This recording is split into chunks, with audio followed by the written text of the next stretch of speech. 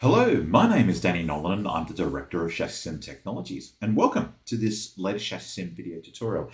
And today, ladies and gentlemen, what I would like to discuss with you is something that, quite frankly, I think I've been a little bit remiss in not covering because it's something that I will see in email support from time to time. And typically the email will go something like this. Yes, hello, we got started with Chassis Sim. We plugged in the model, we put in all our settings, we hit the go baby go button, and it doesn't work. Now, typically what has happened is that, and I'll always typically say that it goes down into two areas. Either you've screwed up your car file or you screwed up your monster file. And over the years, I've kind of given people a little bit of a cheat sheet in terms of what to work for when this happens. And I think the time has come for me to really walk through this properly with you, just to show you, okay, so if you screw up, it's not going to be the end of the world. You can deliberately go through step by step and see what's gone wrong. So what I've done here is I've got, for those of you who have done the Chassis Sim bootcamp, whether it be in the face-to-face boot camps or now our online boot camps, what I've done is I've loaded in our F3 example model around Zandvoort. But what I've done this time around is I've deliberately screwed up the model. So let me show you a case in point. So typically with Chassis Sim, if you want to test something, you don't have to necessarily worry about loading in your circuit, etc., etc. One of the things that Chassis Sim will do is it will default to a smooth circuit model for one of the preloaded circuit, in this case, Willowbank / Queensland Raceway in Australia. It will just do the smooth model. So let me illustrate what the situation has happened here. So again, I've gone through, screwed up the model. So I'm going to go to the Start menu, and I'm going to click on Start Simulation. As we can see, blah, blah, blah, blah, blah, not good. Problem with model and exiting. At this point, people throw their toys out of the pram and go, oh, this is absolutely terrible. We don't know. Our life cannot go on. What are we going to do? Don't worry, folks. Got you covered. So what you're going to do here is when you get a situation like this, it's what you need to do is that you open up another another copy of Chassis Sim. And what you're going to do is so we'll start with the template that most closely resembles your car. Now, in this case, because it's the twin shock F3 car, by default, I've already preloaded the Dallara F310 template as my last saved template. So what I'm going to do here is I'm going to go to File, Save As, and what I'm going to do here is I'm going to go into my Chassis Sim Technologies folder where I had my F3 example. So we'll go into F3, we'll go into Zandvoort, and I'm going to call this Dallara F309 example, and I'm just going to call this underscore debug. I mean, you can call it anything you want, but just make sure you make it clear the fact that it's separate from the car file that you've already got loaded. So I'm going to save that. And what we're going to do, and obviously because it's a preloaded template, if I click on the Start menu and click on Start Simulation, obviously it's going to go through, it's going to do its thing. Everyone's going to be happy, etc., etc., etc. So once we're done with that, I'll just click here to terminate the simulation. So we know that that is working and it's doing what it should be doing. So what I'm going to do here, so here's the trick. I'm going to get my my debug car over here, and I'm going to get the one that isn't working, and I'm going to put them side by side. And so what I'm going to do here is I'm going to make changes to the default model one by one. Now here's a little trick. I'm going to cheat a little bit here because I know where I've screwed up. I can go through and see what happens. So I'm going to click on the front roll bar, and not surprisingly, I've typed in a rate of 1 million newtons per millimeter. Now, in any sane world, that's absolutely crazy. So what I'm going to do here to replicate that bug, I'm going to go over here and change that from 429 to 1 million, go to the simulate menu, go to simulate, and I'm just going to go start on simulate, and not surprisingly, there's the bug. So what we what I'm now going to do is I can either go back here to the corrupted model, or what I'm going to do here is I go, okay, cool, right, I've entered the wrong bar rate. Now I'm going to enter the correct rate, which in this case was 2966.66 newtons per millimeter. And I'm going to click on that, and I'm going to go simulate, and I'll go to the simulate menu, go to start simulation, and all of a sudden, all of a sudden, it's doing what it's supposed to be doing. Now, the typical thing here that you're looking for is that you're looking for the fact that it actually executes. Because make no mistake, folks, this is going to be half your challenge.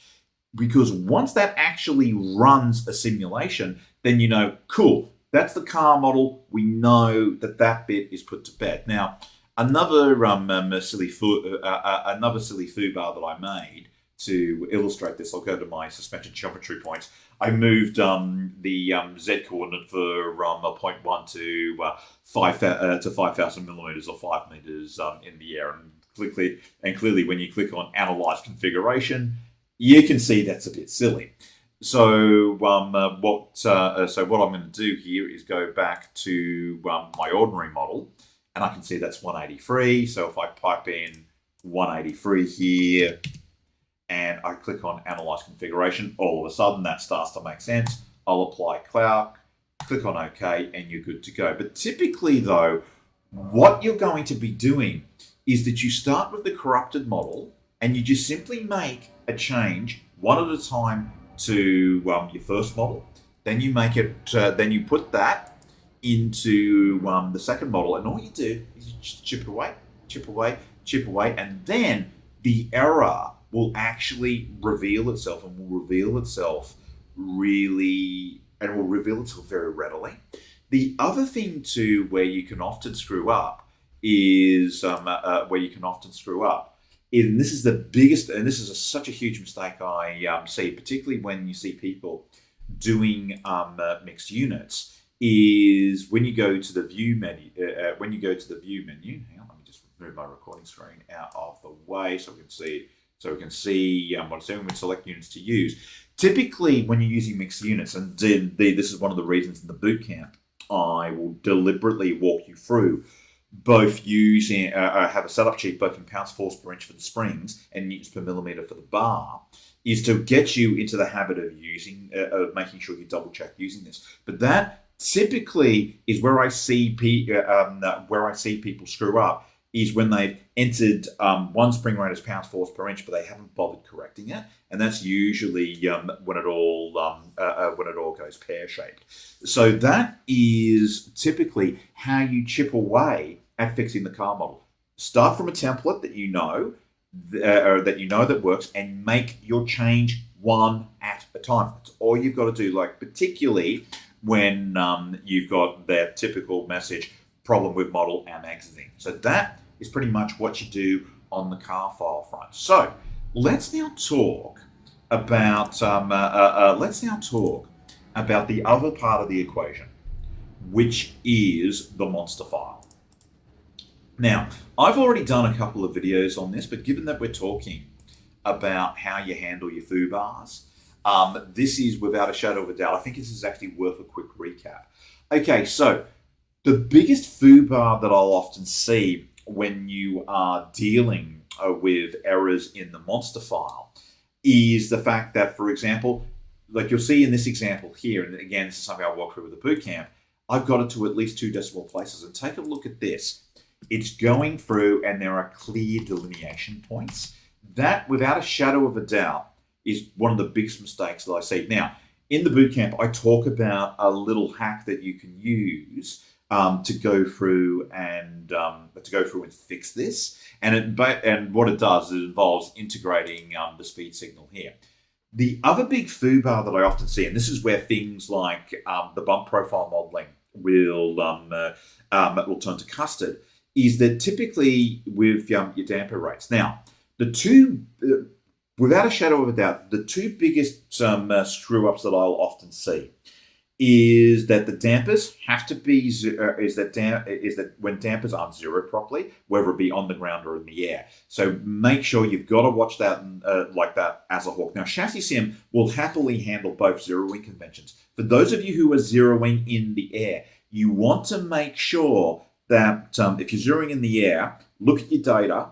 Get the car and look at your data, particularly just before the car gets set on the ground, and zero from that point. That way, you know you've got a nice, reliable measure. I was dealing actually with some data sets recently that didn't have that put in properly, and let's just say that I had to do quite a little bit of creative guesstimates to do that situation.